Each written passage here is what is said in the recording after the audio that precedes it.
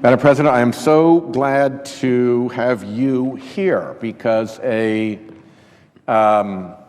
recurring tradition of the Senate floor is about to take place, and it's always particularly good for a senator from Rhode Island to have a senator from Massachusetts presiding while I talk about this.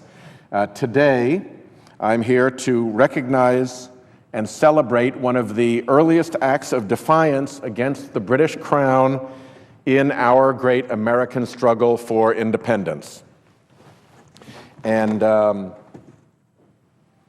most Americans remember the Boston Tea Party as one of the major events building up to the American Revolution.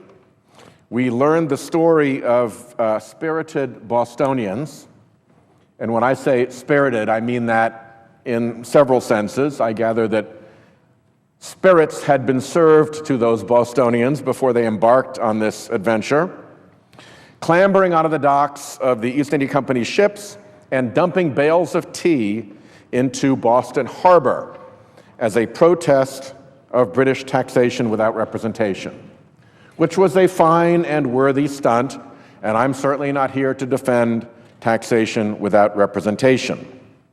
However, there is a milestone on the path to revolution that is frequently overlooked, and it is the story of 60 brave Rhode Islanders who challenged British rule more than a year before that Tea Party in Boston.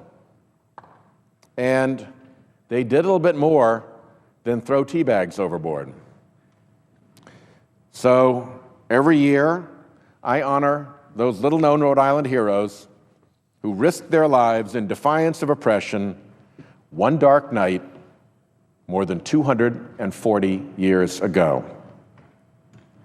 In the years before the Revolutionary War, as tensions with the American colonies grew, King George III stationed revenue cutters, armed customs patrol vessels along the American coast. They were there to prevent smuggling, to enforce the payment of taxes, and to impose the authority of the crown. One of the most notorious of these ships was the HMS Gaspee. Its captain, Lieutenant William Duddingston, was known for destroying fishing vessels, seizing cargo, and flagging down ships only to harass, humiliate, and interrogate the colonials. Outraged by this egregious abuse of power, the merchants and shipmasters of Rhode Island flooded civil and military officials with complaints about the Gaspee, exhausting every diplomatic and legal means to stir the British Crown to regulate Duddingston's conduct. Not only did British officials ignore the Rhode Islanders' concerns, they responded with open hostility. The commander of the local British fleet, Admiral John Montagu, warned that anyone who dared attempt acts of resistance or retaliation against the Gaspee would be taken into custody and hanged as a pirate. Which brings us to June 9th, 1772, 242 years ago. Rhode Island ship Captain Benjamin Lindsay was en route to Providence from Newport in his ship, the Hannah, when he was accosted and ordered to yield for inspection by the Gaspee.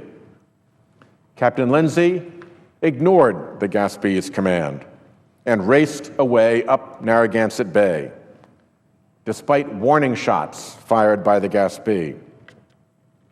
As the Gaspee gave chase, Captain Lindsay knew a little something about Narragansett Bay, and he knew a little something about the Hannah. He knew that she was lighter and drew less water than the Gaspee. And he sped north towards Patuxent Cove, toward the shallow waters off Namquid Point. His Hannah shot over the shallows there, but the heavier Gaspee grounded and stuck firm. The British ship and her crew were caught, stranded in a falling tide, and it would be many hours before a rising tide could free the hulking Gaspee. Presented with that irresistible opportunity, Captain Lindsay continued on his course to Providence and there enlisted the help of John Brown, a respected merchant from one of the most prominent Providence families. The two men rallied a group of Rhode Island patriots at Sabin's Tavern in what is now the east side of Providence. So perhaps something that the Bostonians at the Tea Party and the Rhode Islanders at the Gaspee had in common was spirits. Together, the group resolved to put an end to the Gaspee's threat to Rhode Island waters. That night, the men led by Captain Lindsay and Abraham Whipple, later to become a commander in the Revolutionary Navy, embarked in 8 longboats quietly down Narragansett Bay. They encircled the Gaspee and they called on Lieutenant Duddingston to surrender his ship. Duddingston refused and ordered his men to fire upon anyone who tried to board. Undeterred, the Rhode Islanders forced their way onto the Gaspee's deck in a hail of oaths and sword clashes and musket fire. And Lieutenant Duddingston fell with a musket ball in the midst of the struggle. Right there, in the waters of Warwick, Rhode Island, the very first blood in the conflict that was to become the American Revolution was drawn. As the Patriots commandeered the ship, Brown ordered one of his Rhode Islanders, a physician named John Mauney, to head to the ship's captain's cabin and tend to Duddingston's wound. A humane gesture in their moment of victory to help a man who had threatened to open fire on them only moments before. Brown and Whipple took the captive English crew back to shore and then returned to the Gaspee to rid Narragansett Bay of her despised presence once and for all. They set her afire.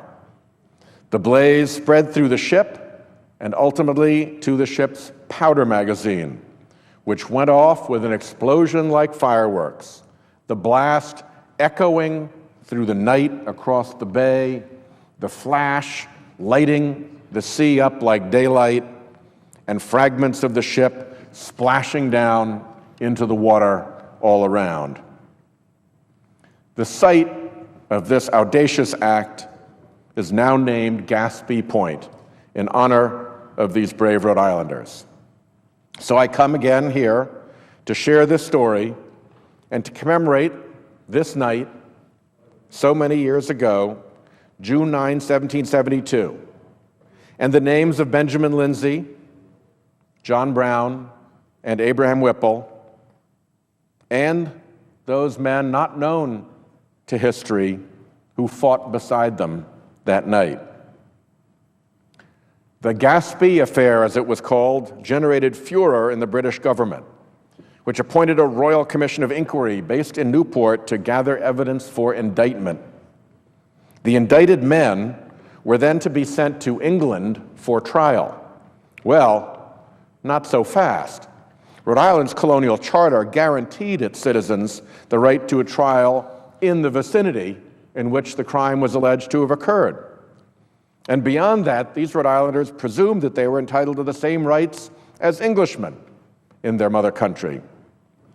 Some went so far to say that this proposal to try them overseas violated ancient rights outlined in the Magna Carta. This breach of the rights that colonists believed were enshrined in the British Constitution created continent-wide uproar. Young members of Virginia's House of Burgesses, like Thomas Jefferson and Patrick Henry, yearning to protest, pushed the body to create a committee of correspondence to gather information from around the colonies concerning the British Parliament's actions, while also urging other colonies to do the same. By December of 1773, 11 colonies had set up committees of correspondence. These committees played a vital role in inflaming discontent. They were the first permanent modes of communication among the 13 colonies, and allowed abuses by Parliament to be quickly known throughout the colonies. John Allen, a little-known visiting minister in the Second Baptist Church in Boston, gave a sermon on the Gaspee affair. It went the revolutionary equivalent of viral, widely published. In this sermon, Allen rejected the proposition that Parliament had a right to tax and enforce laws like the ones implicated in the Gaspee affair on Americans without the consent of their colonial representatives, a position that would come to define colonial discontent and reverberates to this day through the slogan, "No taxation without representation." Allen concluded his sermon with the provoking and revolutionary question whether the British king had a right to rule over America in the first place. Reverend Allen asserted that there was no parliamentary right to reign, as in Britain, nor a right by conquest, as the American colonists had only signed compacts with the Crown for protection of their religious and civil rights. Allen espoused Enlightenment ideals of social compacts and political rights, stating that if the British government enacted laws that were oppressive to the rights of American colonists, as it had with the creation of a commission of inquiry intending to send the Gaspee raiders to England for trial, then it lost its right to rule over them. The sermon was published 8 separate times in 3 different colonial cities and spread widely through the colonies. Through that, the Gaspee affair sparked in the minds of Americans ideas about parliamentary abuses and the king's right to rule that would seed a spirit of discontent and eventually boil over into revolution. The sermon, along with fiery editorials published in the wake of the affair, inspired colonial leaders to speak openly about the British government's abuses, instigating conflict that would culminate in the battles of Lexington and Concord. The Gaspee affair galvanized colonial discontent and led to greater unity among the 13 colonies. After Rhode Islanders defiantly set fire to the Gaspee, the American colonies came together for a common cause for the first time in their history, a formative step in the birth of our new nation. Madam President, I know that these events and the patriots whose efforts allowed for their success are not forgotten in my home state.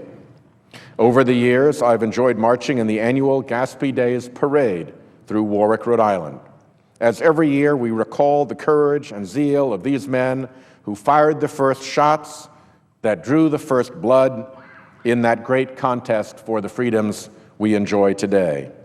They set a precedent for future patriots to follow, including those in Boston who more than a year later would have their Tea Party. But don't forget, Madam President, as my home state prepares once again to celebrate the anniversary of the Gaspee incident, that Massachusetts colonists threw tea bags off the deck of their British ship. We blew ours up and shot its captain more than a year earlier. We're little in Rhode Island, Madam President, but as Lieutenant Duddingston discovered, we pack a punch.